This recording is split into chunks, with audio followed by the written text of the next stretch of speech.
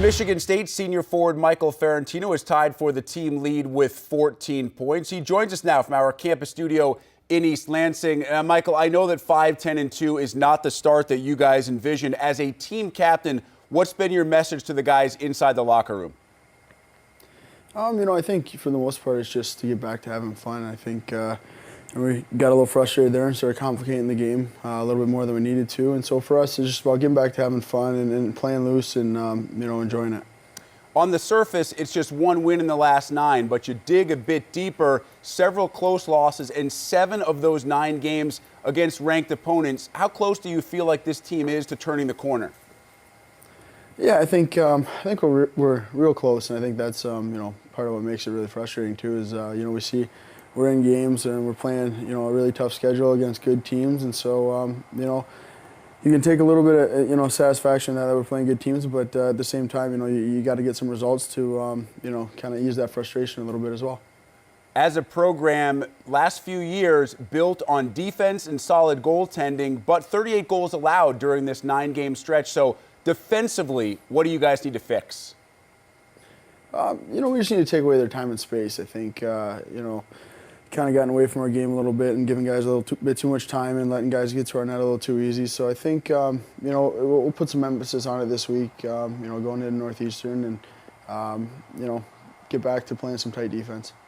I know that Jake Hildebrand is a goaltender that many around the country would take if they had to choose any goalie to win a game, but he's struggling a bit, having his worst year statistically. How much confidence do the guys in front of Jake still have in his ability between the pipes? Oh, we have a ton of confidence. We don't worry much about Hildy. I think, the puck wasn't hitting him there for a little while, but I thought, this last weekend he found his game, and even, the second night he gave up 3 goals, and 2 were off deflections, kind of weird goals, and so, there's not a whole lot of worry about him. I think, his stats aren't, that telling of how he's played, especially as of late. You play at Northeastern this weekend, then it's the GLI just before the calendar turns. How important are those 3 games to give you guys a bit of momentum before you return to Big Ten play for the rest of the season? They're huge. Going into this weekend, obviously, you got a little bit of a break. We get to go home for Christmas.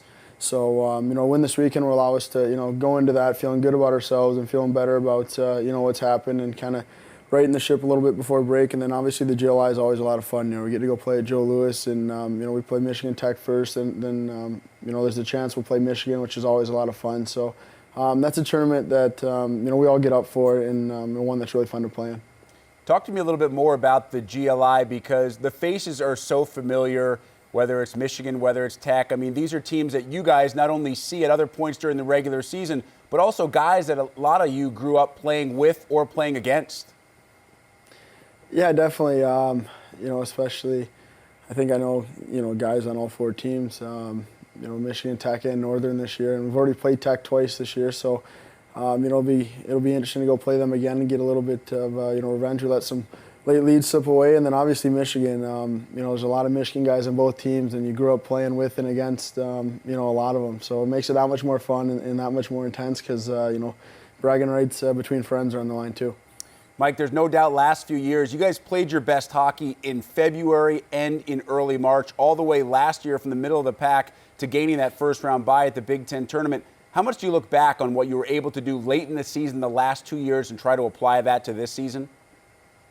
Definitely. I think, we'll look back and see what we did well, and obviously there's stuff that we can correct too, because, we want to be able to eventually get to the top of the Big Ten, and so, but if nothing else, we proved ourselves we can do it. I think, this is still a confident group. I think, there's still a belief that, this can be a really good team and a really special year, and, even though we haven't had the start we wanted, all of our goals are still in front of us, and that's the big thing going forward.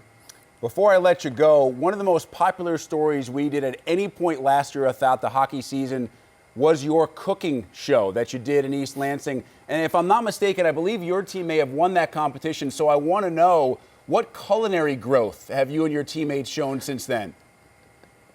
I guess there's been a little bit. I think, some guys kind of learned some things and took it along. But I'm living with Hildy and Chris Knudsen and William Haig now, and they all love to cook. So we cook quite a bit at our place. It's been fun. Michael Ferrantino, senior captain for the Michigan State Spartans. Mike, truly appreciate the time. Best of luck, especially at the GLI just before the year turns. Thanks for having me.